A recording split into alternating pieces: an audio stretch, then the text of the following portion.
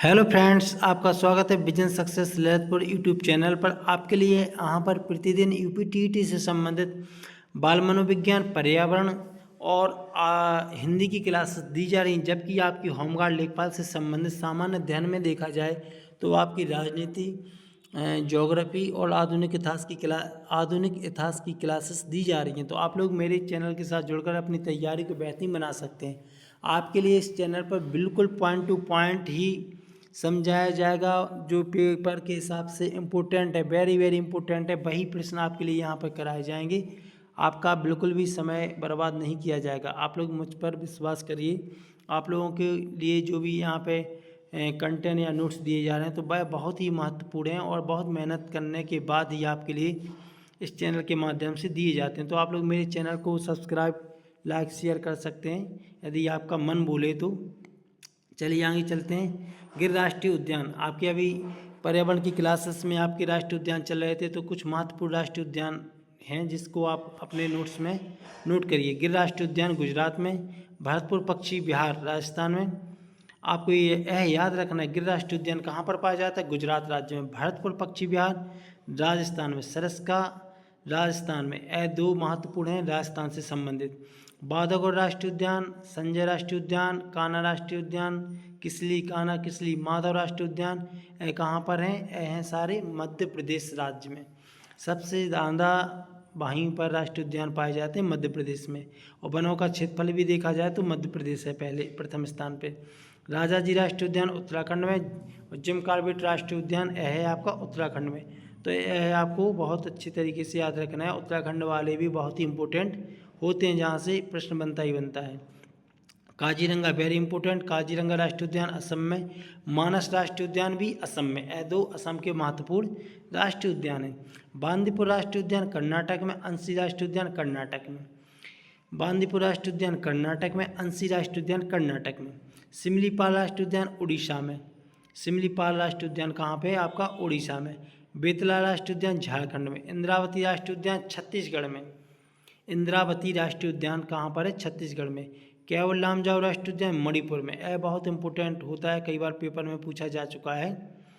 केवल लामजाओ राष्ट्रीय उद्यान मणिपुर में। दाचिगाम राष्ट्रीय उद्यान तमिलनाडु। दाचिगाम राष्ट्रीय उद्यान तमिलनाडु। पापीकोंडा आंध्र प्रदेश। साइलेंट वैली या शांत घाटी कहाँ पे है? केरल में। आपकी यूपीटीटी की परीक्षा में पहले प्रश्न पूछा जा चुका है कि शांत घाटी कहाँ स्थित है, तो केरल में आपको याद रखना है। साइलेंट वैली यानी शांत घाटी केरल में। पेंच जवाहरलाल नेहरू राष्ट्रीय उद्यान कहाँ पे? नागपुर महाराष्ट्र में। दुधवा राष्ट्रीय उद्यान यह आपके उत्तर प्रदेश से संबंधित है, तो दुधवा राष्ट्रीय उद्यान उत्तर प्रदेश में पड़ता है। कतरनिया घाट वन्यजीव अभ्यारण्य आपका बहराइच में पड़ता है, यानी कि उत्तर प्रदेश के बहराइच जिला में। किशनपुर वन्यजीव अभ्यारण्य दुधवा टाइगर रिजर्व बोलते हैं जिसे, उसी का ही भाग है। किशनपुर वन्यजीव अभ्यारण्य दुधवा टाइगर का ही हिस्सा है। पीलीभीत टाइगर यूपी पीलीभीत में पड़ता है। अमनगढ़ टाइगर रिजर्व बिजनौर में पड़ता है। चंद्रप्रभा चंदौली में उत्तर प्रदेश में। रानीपुर वन्यजीव अभ्यारण्य भी आपका उत्तर प्रदेश में। तो आपको यह बहुत महत्वपूर्ण आपके अभी जो यहाँ पे राष्ट्रीय उद्यान है, यहाँ से प्रश्न बनता ही बनता है, पूछ लिया जाता है इसमें से। आई जैव मंडल रिजर्व कुछ क्षेत्र पूछे जाते हैं, तो आप इन्हें भी देख लीजिए। अमरकंटक आपका पता ही है, मध्य प्रदेश में पड़ता है। दिहांग या दिबांग अरुणाचल प्रदेश में पड़ता है, क्योंकि यहाँ पे वो आपकी ब्रह्मपुत्रा नदी निकलती है यहाँ से। ग्रेट निकोबार अंडमान निकोबार द्वीप समूह में।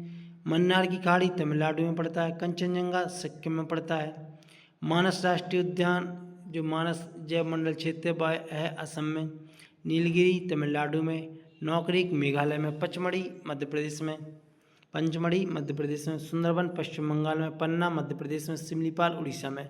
सुंदरबन सुंदरी वृक्ष पाया जाता है, आपका पश्चिम बंगाल में पड़ता है, तो आपको यह भी याद रखना है। जैसे कई बार प्रश्न पूछा जाता है, तो आपको यह प्रश्न बहुत ही इम्पोर्टेंट हैं। आप इनको अपने नोट जो बना रहे हैं, नोट्स बना रहे हैं, उनमें इनको नोट करिए। और आप मेरे द्वारा जो भी आपको मटेरियल दिया जा रहा है, इसको बहुत संभाल के अच्छे तरीके से आप नोट्स बनाते जाइए। आपको एग्ज़ाम में यहाँ से प्रश्न देखने के लिए ही मिलेंगे। हम आपके लिए जिस दिन भी आपका यूपीटीटी का पेपर होगा, उस दिन इस क्लास के माध्यम से हम आपके लिए बताएंगे कि 25 मैक्सिमम 25 प्रश्न भी आ सकते हैं मेरी क्लासों के द्वारा। तो आप लोग मेरे चैनल के साथ जुड़े रहिए, सपोर्ट करिए, लाइक और शेयर करिए। थैंक यू, धन्यवाद।